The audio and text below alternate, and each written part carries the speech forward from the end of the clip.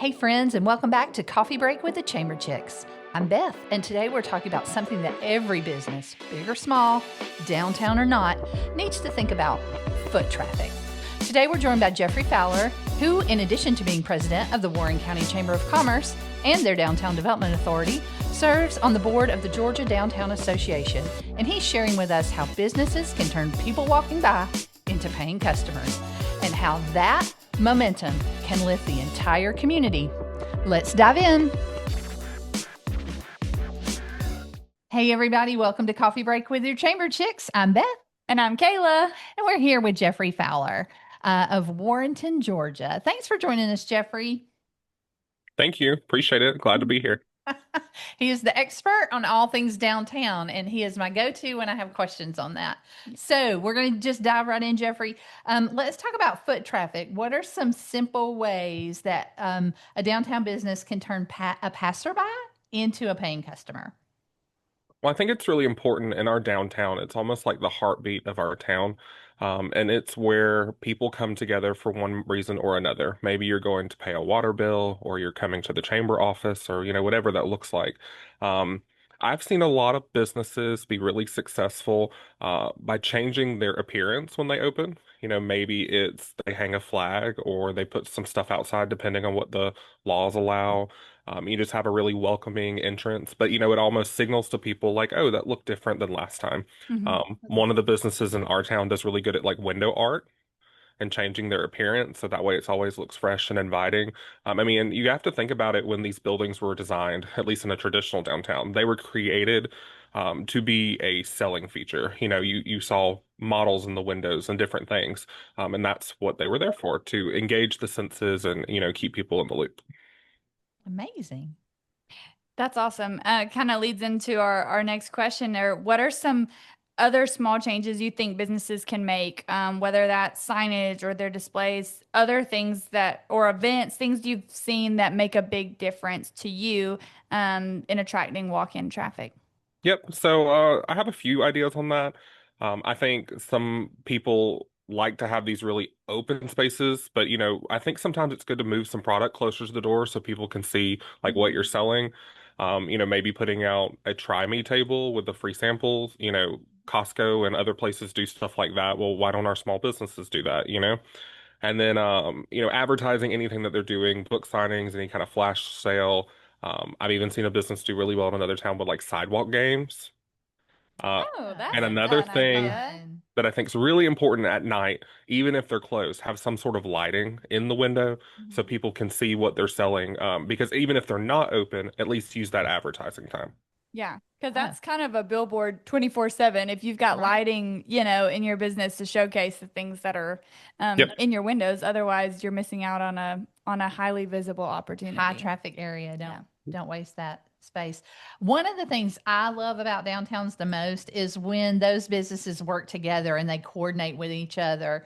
Maybe you have some suggestions on promotions or events or hours of operation. Do you think that's vital for those businesses?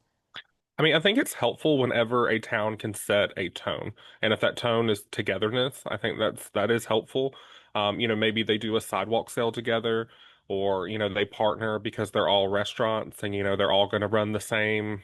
If you come in and say, "Hey, I saw the post, 10% off," or something like that. It can get really good to try to coordinate maybe hours. You could use software, for example, like Placer AI, and see when like your foot traffic is, and then everyone come together and say, hey, we see on Thursday between 4 and 6 is when we're the busiest. So we're all going to make sure we're open from 4 to 6, and do that same exact thing. So we're all on the same page. It looks really nice. I love that data-driven decision. Yes. Love it. Yep. I'm here for it.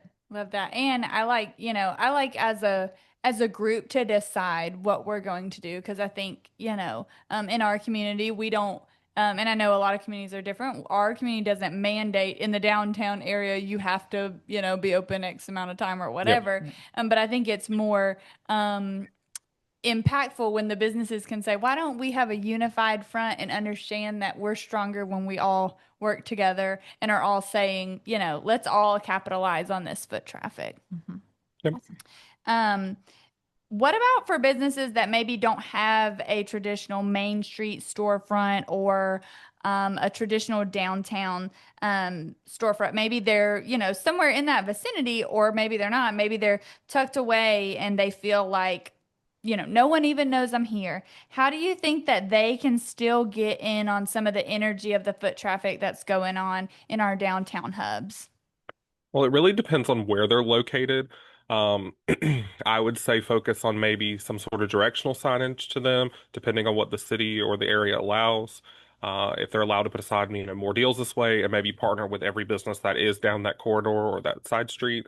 Maybe they partner with some of the larger bu businesses on the main hub and, do some cross promotion. That could also be helpful. Another thing is look at what's around them. Is there lots of parking near them? Are they between two cool areas? They might not be on the main parade route, whatever you want to think about it, but that doesn't mean that they can't be included in some way. They just got to get creative with where they're located, what is near them. Like if they're near the largest parking lot, encourage people to park there and come to their business and then go downtown. Hmm. Oh, that's good. Parking's always a conversation starter for Yeah. sure. Yep. So you've been doing this for a minute. So and I'm sure you've seen it. I've seen it. How do you help a mindset shift for business owners who need to stop seeing foot traffic as just passerby traffic, but as potential customers for their business? I think it's when the business owner decides that they really want to grow their business and uh, they need more than what they currently have. And that's when you see them start leaning into social media. They start, maybe, oh, I need to get a website and do online sales. So I think then a natural question that comes from that is, okay, well, how do I get more people in here than currently are? And that's where you need to tap into the data. Like I briefly talked about Placer. I think that's a really great tool. You can lean into your analytics, what people are looking at your Facebook pages, what people are looking at your website. If it's mostly women who are 20 to 30, well, that's who you market to. Where do you get those folks? Maybe there's a nail salon down the street. Okay, well, you should be, hey, can we cross promote? It's just finding those different niche ways of marketing that we have to do in a small town. Hey, Chamber family, mark your calendars. The White County Chamber's annual meeting is happening August 28th at 9 a.m. And trust me, you want a seat in the room. We're talking big wins, bold plans, and everything that your chamber has been doing to move business forward in White County. Head to whitecountychamber.org/events to grab your ticket and join us for coffee, connections, and a whole lot of momentum. See you there. How do you think, kind of in a broad way, how does turning foot traffic into real engagement strengthen our whole business community, not just, the one business? Yeah, so you want your downtown to be a place, and there's this topic called placemaking, to where you're creating almost these like third places. So we have, our main place, like our home where we exist. You have your second places like your restaurants, but you want the entire town to almost be a third place where we gather.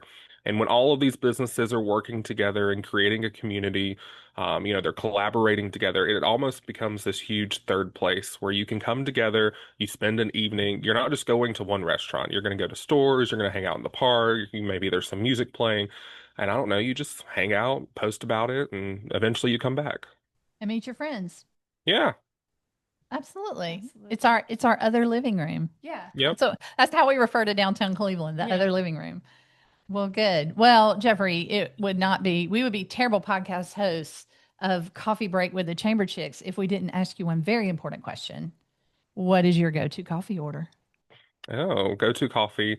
Um, Something non-dairy. So I would usually get something iced, non-dairy. So usually like almond milk with espresso, and then something with like low sugar sweetener. That makes Okay. sense. Yeah. Yep. Well, our door is always open for you, and we have a coffee shop right up the street. We'd be glad to buy you something non-dairy, low Yeah. sugar. I don't think Ice. we have any, we We used don't to have any of that here. We got phase all where the we had sugar. coconut milk for a while, and that was good, but then we ran out of that and Yeah. we didn't buy more. But But we do have lots of treats. So. yeah. Yeah, it's very interesting when I walk into a coffee shop and I'm like, so what non-dairy options do you have? And some are really great and some aren't. And then, Yeah, I they just have really I good just learn how to roll with the punches.